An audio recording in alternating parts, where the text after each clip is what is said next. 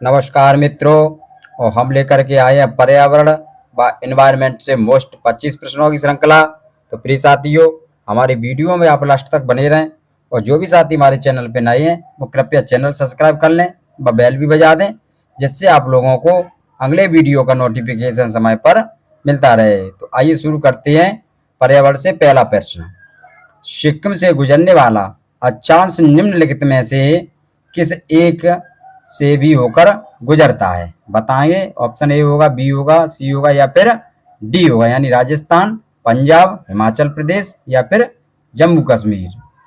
तो इसका right answer हो जाएगा ऑप्शन ए, राजस्थान से होकर भी गुजरता है। तो राइट आंसर हो जाएगा ऑप्शन ए। नेक्स्ट प्रश्न देखेंगे, क्वेश्चन नंबर 2।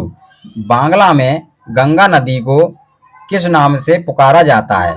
बताएंगे। बांग्लादेश में गंगा नदी को किस नाम से पुकारा जाता है? बताएंगे। ऑप्शन ए होगा, बी होगा, सी होगा या फिर डी होगा, यानी मेघना या फिर पद्मा या फिर भागीरथी या फिर महागंगा। तो इसका राइट आंसर हो जाएगा ऑप्शन बी, पद्मा के नाम से जाना जाता है। बांग्लादेश में गंगा नदी को पद्मा नदी के नाम से जाना जाता है। नेक्स्ट प्रश्न देखेंगे, उत्तरी गोलार्ध वर्ष का सबसे बड़ा दिन कौन सा होता है? बताएंगे। उत्तरी गोलार्ध का वर्ष का सबसे बड़ा दिन कौन सा होता है? यानी 21 मई, 21 जून, 22 दिसंबर या फिर 25 दिसंबर। तो इसका राइट आंसर हो जाएगा ऑप्शन बी, 21 जून इसका राइट आंसर हो जाएगा, जो कि उत्तरी गोलार्ध का सबसे बड़ा दिन कहलाता है। नेक्स्ट प्रश्न देखेंगे, मोस्ट इंपोर्टेंट प्रश्न है, यानी संविधान सभा के चुने हुए स्थायी अध्यक्ष कौन थे? बताएंगे।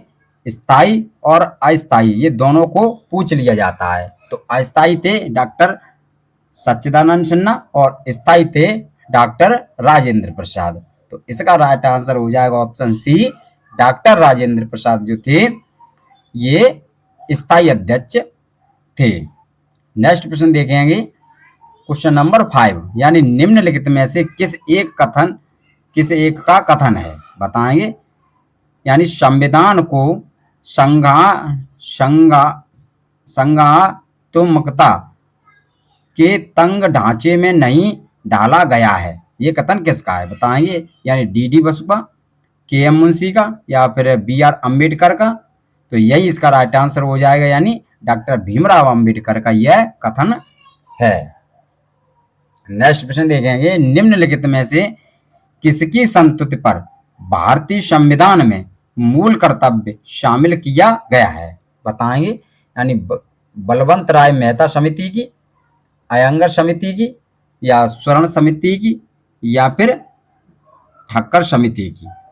तो इसका राइट आंसर हो जाएगा ऑप्शन सी, स्वर्ण सिंह समिति इसका राइट आंसर हो जाएगा साथियों, यानी स्वर्ण सिंह समिति का।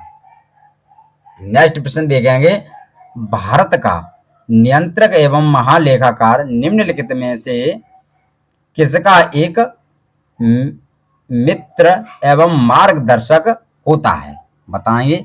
प्रवर समिति, प्राक्कलन समिति या फिर प्रधानमंत्री या फिर लोकलेखा समिति। तो इसका राइट आंसर हो जाएगा ऑप्शन डी, लोकलेखा समिति इसका राइट आंसर हो जाएगा।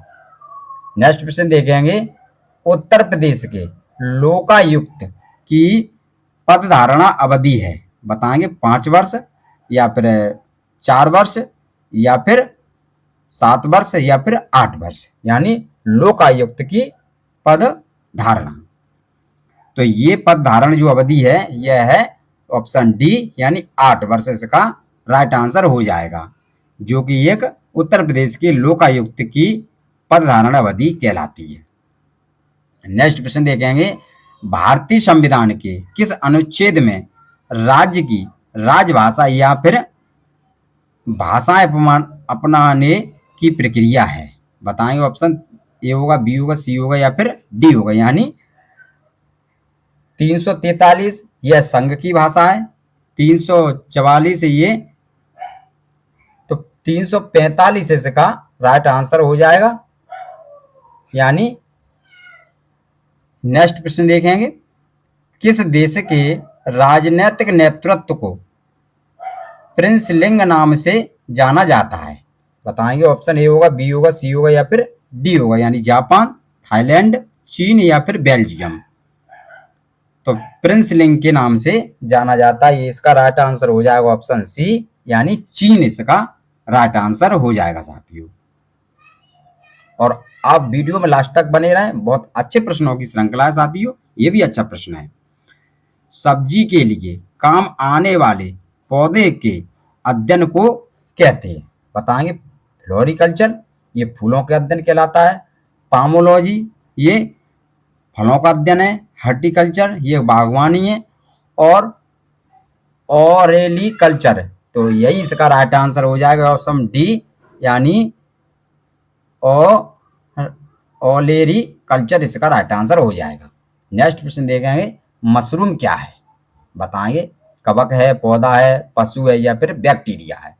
तो मशरूम की जो भी खेती की जाती है वह है एक कहलाते हैं कवक कहलाते हैं साथियों। तो इसका राइट आंसर हो जाएगा ऑप्शन ए, ये कवक कहलाते हैं, जो कि एक कृत्रिम विधियों द्वारा भी आजकल इसकी खेती की जाती है। नेक्स्ट प्रश्न देखेंगे, निम्नलिखित में कौन परजीवी पादप है? बताएंगे, अच्छा प्रश्न है, कौन इसमें एक परजीवी पादप है? बताएंगे, यानी बकवीट या फिर मैकेरोनी वीट या फिर गोल्डन राइस या फिर ट्रेटिकल कैल? तो इसका राइट आंसर हो जाएगा ऑप्शन सी, गोल्डन राइस इसका राइट आंसर हो जाएगा, जो कि एक परजीवी पादप कहलाता है। नेक्स्ट प्रश्न देखेंगे, निम्न में कौन सा एक सत्य फल नहीं है? ये अक्सर करके पूछा जाता है, सत्य फल नहीं है। तो साथियों, यानी सेब, अंगूर, खजूर या फिर आलू बुखारा। तो इसका राइट आंसर हो जाएगा ऑप्शन ए, सेब इसका राइट आंसर हो जाएगा, जो कि सेब एक असत्य फल कहलाता है। सेब के अलावा काजू भी होता है असत्य फल। नेक्स्ट प्रश्न देखेंगे, सतत विकास लक्ष्य 2020 के सूचकांक में भारत का कौन सा स्थान था? बताएंगे कौन सा स्थान था, यानी 170वां या 125वां, 108वां या फिर 95वां, यानी 95। तो इसका राइट आंसर हो जाएगा ऑप्शन ए, 170वां स्थान था। नेक्स्ट प्रश्न देखेंगे, निम्नलिखित में से किस कार्य से पारिस्थितिकी संतुलन बिगड़ता है? बताएंगे, यानी लकड़ी काटना, सामाजिक वानिकी, वन महोत्सव या फिर वनारोपण। तो इसका राइट आंसर हो जाएगा, यानी संतुलन बिगड़ने की बात कह रहे हैं, तो इसका राइट आंसर हो जाएगा ऑप्शन ए, यानी लकड़ी काटना इसका राइट आंसर हो जाएगा। और प्रिय साथियों, जो भी प्रश्न मैं डालता हूँ उसमें से कम 2-4 क्वेश्चन इतने इंपॉर्टेंट कहलाते हैं, जो टेट व सुपर टेट की दृष्टि से 100% श्योरली इंपॉर्टेंट होते हैं। इसलिए आप वीडियो में लास्ट तक बने रहें। जैव विविधता का सबसे महत्वपूर्ण पहलू है? बताइए, यानी भोजन, औषधि, औद्योगिक उपयोग या पारिस्थितिकी तंत्र का निर्वहन। तो यही इसका राइट आंसर हो जाएगा, यानी ऑप्शन डी, पारिस्थितिकी तंत्र का निर्वहन ही इसका राइट आंसर हो जाएगा। नेक्स्ट प्रश्न देखेंगे, वैश्विक ऊष्मन के फलस्वरूप निम्नलिखित में किसकी बारंबारता और प्रचंडता बढ़ रही है? बताएंगे, यानी केवल चक्रवात की, केवल तूफान की या केवल बवंडर की या उपरोक्त सभी की? तो इसका राइट आंसर हो जाएगा ऑप्शन डी, उपरोक्त सभी इसका राइट आंसर हो जाएगा साथियों। Option D is the right answer.